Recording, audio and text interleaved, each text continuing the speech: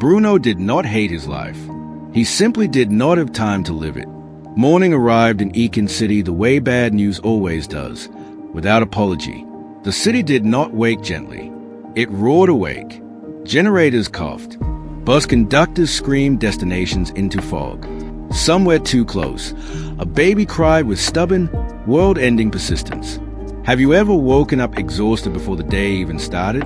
Bruno's eyes opened before his alarm rang. His body had learned discipline the way most people learn grief. Slowly, without asking, without choice. He lay still for exactly 5 seconds.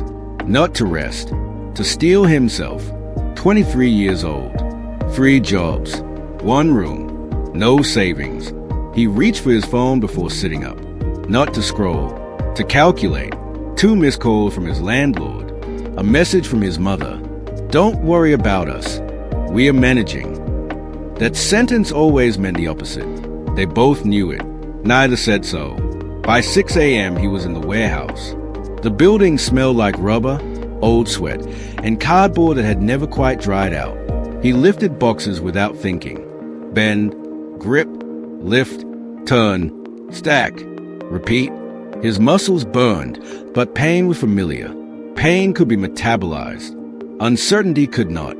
He had once wanted to be an architect. He still kept sketchbooks in the drawer beside his bed. On rare nights, he drew buildings he might never design, soaring structures, staircases that curved like questions. Dreams, he had learned, were not fragile things. They were simply expensive. That Tuesday afternoon, between the warehouse and the bike shift, Bruno sat behind the building on a stack of pallets. The concrete wall radiated leftover heat. His legs trembled faintly beneath him. He was tired in the way you get tired when you've been doing everything right for years and right hasn't paid. His phone vibrated. He almost ignored it. But something about this vibration felt different. Longer, like the phone itself was hesitating. He opened the notification. Nova Trust Bank. Balance update. The number stayed back at him. $1 billion. He refreshed. Logged out. Logged back in. Still there. Imagine this. Really sit with it. Your phone buzzes. You check it expecting nothing. And there it is. More money than your entire family has earned across 3 generations. What do you do? Corporate transfer. No description. No explanation. Just money. His chest tightened. His hands began to tremble. And then the voices began. The honest voice. Report it. This isn't yours. Integrity is the only thing nobody has ever been able to take from you. Be poor, but be clean. The bitter voice. Clean like who? Like the senators who vanish public funds and resurface with titles? You've watched them steal billions your whole life and get re-elected for it. Where was integrity when your father died without proper care? Maybe this is the universe correcting an old debt. The desperate voice. Remember the nights you skipped meals. Remember folding that architecture school letter because the fees were impossible. Remember pretending not to notice when your friends stopped inviting you out. You've done everything right, and right hasn't paid. This could change everything. Bruno's breathing became shallow. He imagined calling the bank. There seems to be an error. They'd thank him. Reverse it. Life would continue. Warehouse. Bike. Security. Dust. He imagined not calling. Silence. Possibility. Escape. Something moved through his chest. Something he hadn't felt in years. Power. Terrifying. Intoxicating. And entirely, dangerously new. 3 days passed. The money remained. No email. No call. No reversal. On the 4th night, guarding Meridian Heights in his too large security uniform, Bruno looked up at the glowing windows. His reflection stayed back, dusty boots, tired eyes. Then he imagined another reflection. Tailored suit, no dust, shoulders that had never had to apologize for what he could afford. If they wanted it back, he whispered, breath fogging in the cold air, they would have taken it. That was a sentence that changed everything. Not anger, not greed, just rationalization. The most dangerous story a person can tell themselves. He would not report it. He would disappear. And somewhere beneath the excitement, beneath the terror, a small quiet part of him understood with perfect clarity. This was not opportunity. It was a test. And he had just answered it. Before we go any further, can I ask you a quick favor? This episode wasn't made by an algorithm. It was built piece by piece. The script, the voice, the edits, the sound, every moment was crafted to pull you deeper into the story. And supporting the channel costs you nothing, but it genuinely helps more than you think. So if you're enjoying the story, tap like, subscribe, and turn on the bell so you don't miss the next timeline we open. And I want to hear from you. Comment where you're watching from, city or country. I read every single comment, and I'll be picking a few of you for a shout out in the next video. Alright, now back to our story. For 2 full days after making his decision, he behaved as if the $1 billion did not exist. He lifted boxes, delivered parcels, checked IDs at the Meridian Gate, spoke normally, laughed when required. But inside him, something electric had begun to hum. A current he could feel in his back teeth. He checked his balance every hour. Still there. No reversal. No investigation. Silence. And silence. He was learning, had a way of sounding like permission. He began to research. Late nights, laptop glowing in the dark, laid transfers, offshore accounts, cryptocurrency exchanges, countries with investment migration programs that asked very few questions if the money was large enough. The architecture of invisibility. He moved cautiously, methodically, almost professionally. First, $5 million into a digital asset platform. He held his breath for days. Nothing happened. Then $10 million through another channel. Still nothing. Every successful transaction reduces fear and increases boldness. The two moved in precise inverse proportion. By the 3rd week, he understood something deeply, dangerously comfortable. If powerful eyes were watching this money, they would have acted already. 2 months later, Bruno resigned from the warehouse. No celebration. No speech. He told the foreman he'd found an opportunity overseas. The foreman barely looked up. Good luck, he muttered. People leave. Cities swallow them. No one realized Bruno wasn't leaving for work. He was leaving for good. The airport felt unreal, vivid but unstable, beautiful but wrong in ways he couldn't name. He kept expecting the tap on his shoulder. So, we need to speak with you. But no one did. When the plane lifted off, he pressed his forehead against the cold window and watched Eakin City shrink beneath clouds. He didn't feel joy. He felt suspension, like stepping off a cliff into fog and waiting to find out if you fall. Aurelia did not look like survival. It looked like design. Glass towers, clean roads, sidewalks silent. The air itself seemed expensive. The first time he showered underwater that arrived without generator interruption, he stood still for a long time. Just stood there. He stared at himself in the mirror afterward. Same face. Different coordinates. But whose face? Exactly? He finalized residency under an investor program. New documentation. Shortened his name socially to simply be. Ambiguous. Untethered. A letter instead of a person. He rented a penthouse overlooking the ocean. Floor-to-ceiling glass. Marble kitchen. Smart lighting that responded to his presence like a well-trained employee. The first night, he slept 12 uninterrupted hours. He felt something he had to reach far back to name. Peace. Or something close enough that he couldn't tell the difference. Not yet. Designer suits. Italian leather. A Veronese LX, metallic silver. Its engine a whisper rather than a rattle. Doors opened faster. Hotel managers smiled wider. Money had literally altered his posture. His shoulders, which had curved inward for years out of habit and defense, no longer did. Have you ever noticed how differently people treat you when you walk in dress for the life you want? Now imagine that multiplied by $1 billion. But luxury is loud at first. Then it becomes quiet. Then it becomes just another kind of furniture. The penthouse felt too large. The silence inside felt different from the silence in his old apartment. That silence had been heavy, pressing, hungry. This one felt empty. like a room after the furniture's been removed, and the carpet still holds the shape of where things used to be. None of his advisors ever asked the first question. Where did it come from? It happened on a rainy evening. Bruno was scrolling through news from home, something he did less and less, because home had become an emotion he preferred to keep at a distance, when footage froze him mid-scroll. Floods had hit his old neighborhood. Families on rooftops. A school roof collapsed. He saw the street where a woman used to sell grilled corn outside the pharmacy. The pharmacy, half submerged. He called his mother. The line crackled. "We are okay," she said. The same sentence. Different storm. Then he did something impulsive. The first truly impulsive thing since the notification.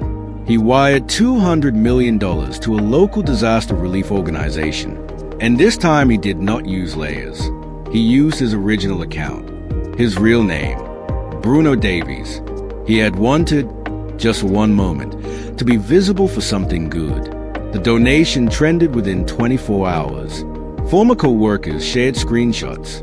The delivery group chat exploded. Isn't this Bruno?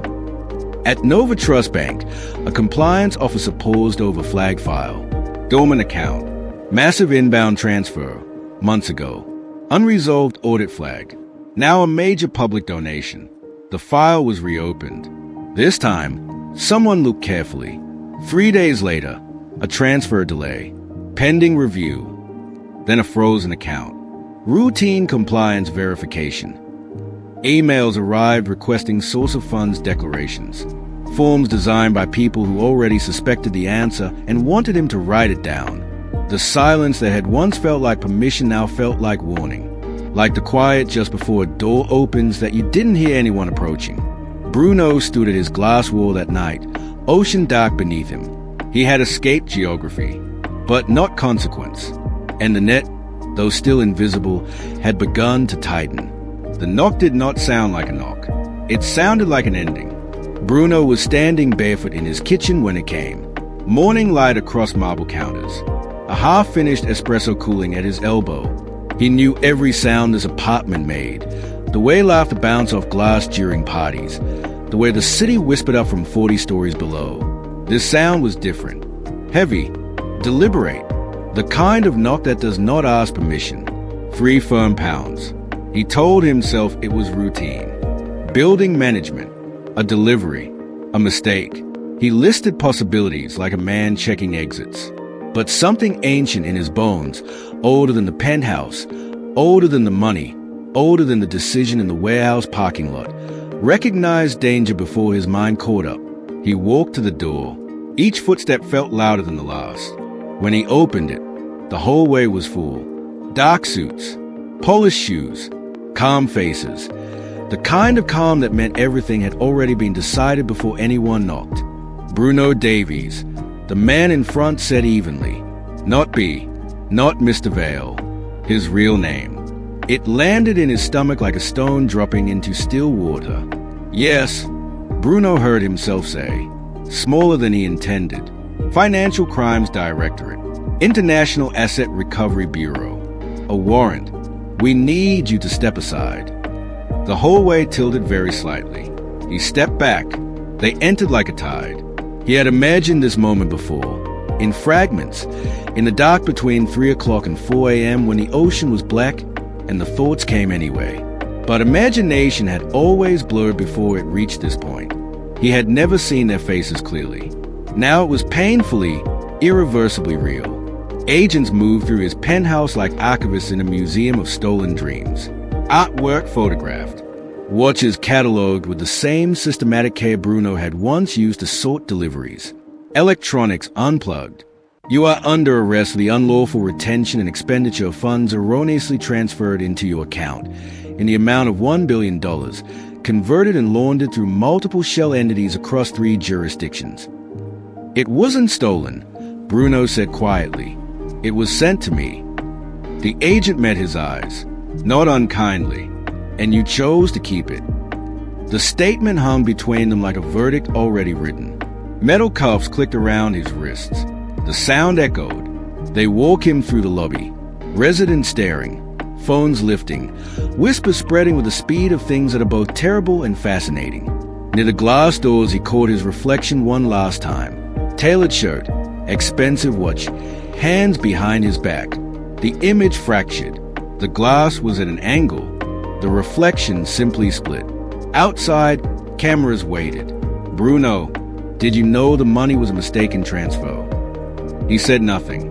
The vehicle door shut with a sound of absolute finality. The city kept moving. It always keeps moving. Within hours, everything he owned began to vanish. Accounts frozen. Properties seized. The Veyronis LX impounded. Art lifted from walls that now held nothing but pale rectangles where the sun had not reached. The empire he had built from a single decision unraveled in less than a day. From a sterile interview room, he watched his arrest replay on a mounted television.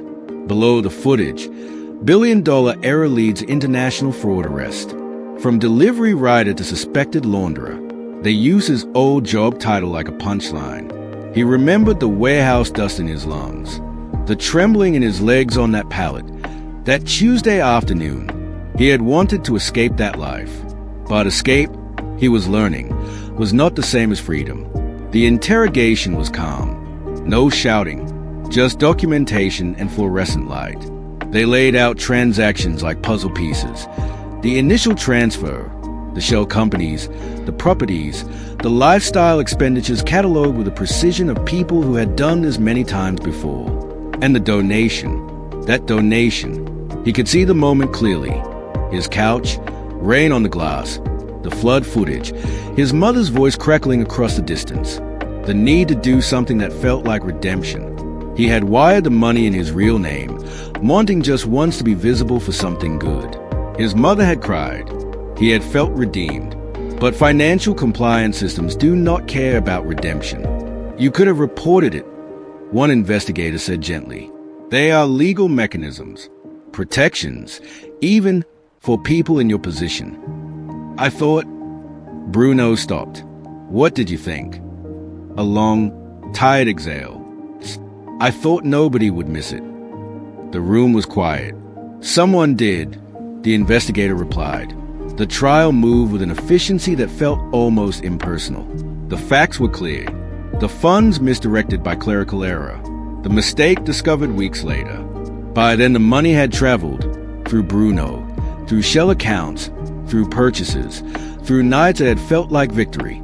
His attorney argued context, poverty, systemic inequality, the disproportionate scale of government corruption compared to one man's choice. It was a good argument, a true one, but the law does not weigh bitterness against statute. Retention of misappropriated funds, money laundering, fraud. The sentence came down on a gray afternoon. Years, significant enough to hurt, not enough to disappear forever. Have you ever had to sit with the direct, unavoidable consequences of your own choices? Not someone else's, your own. That particular silence is unlike any other. Prison did not look like the movies. It was quieter, colder. Routine stripped everything down to bone. They took his tailored clothes. They took his watch. They took the last pieces of curated identity, the careful construction of the man without a history. In exchange, they handed him a uniform. Rough fabric, neutral color, functional. He stared at it for a long moment. It was not so different from the security guard shirt he used to wear on weekends. That realization hurt more than the sentence. They led him to his cell. Concrete walls, metal bed, thin mattress, a small window placed high in the wall, letting in a single slice of sky that changed color as the day moved. The door shut. The sound echoed longer than the handcuffs had. He sat on the edge of the bed. For the first time in over a year, there was no marble under his feet, no skyline, no music, no champagne fizzing in crystal, no crowd of people laughing at things he said. Just silence, heavy, honest.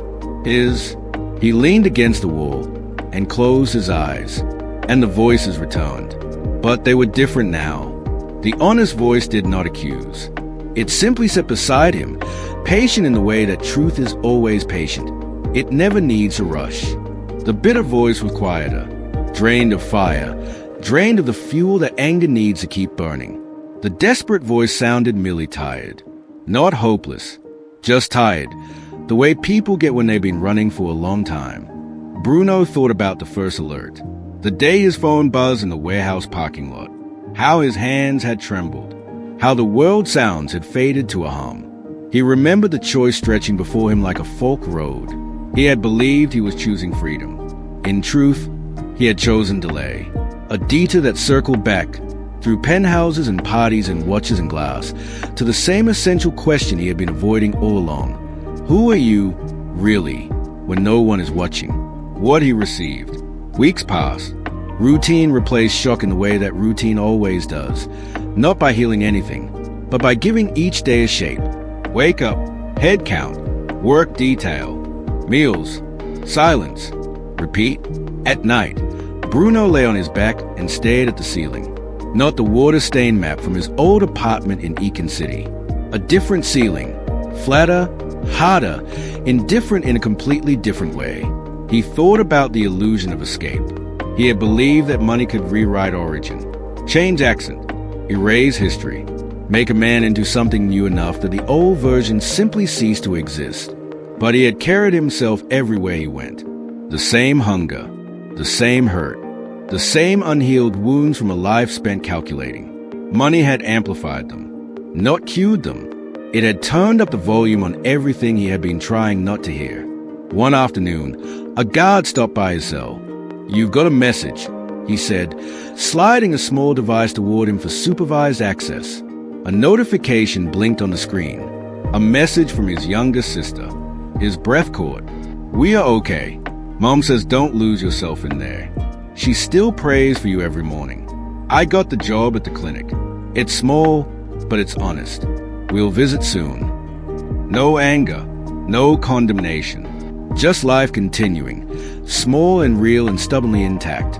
Bruno felt his throat tighten. He stared at the words until they blurred. $1 billion had bought him cars, watches, penthouses, applause. A year of being someone he had invented. But it had not bought this.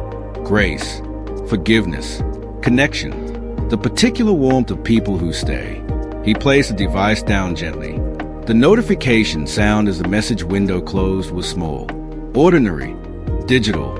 It mirrored precisely that first buzz in the warehouse parking lot.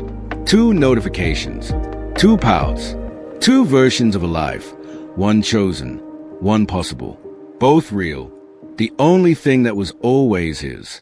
He leaned his head back against the wall. This time, there was no war in his mind. No competing voices shouting over each other, just understanding.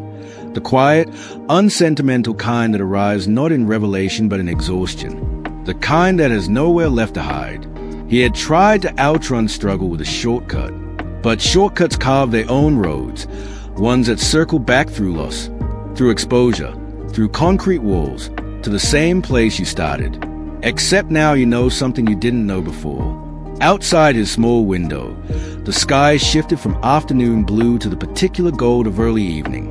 He watched it change, one color becoming another in the slow, indifferent way that time moves when you are finally paying attention to it. He did not know what the years ahead would bring. He did not know how the world would remember him. As the delivery rider, the fraudster, the donor, the fool, the man who almost got away with it. He suspected all of these versions would coexist.